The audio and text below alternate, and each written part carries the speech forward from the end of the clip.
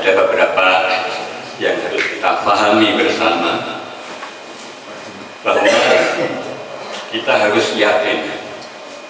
dan sadar dibentuknya PWIL ini bukan untuk permusuhan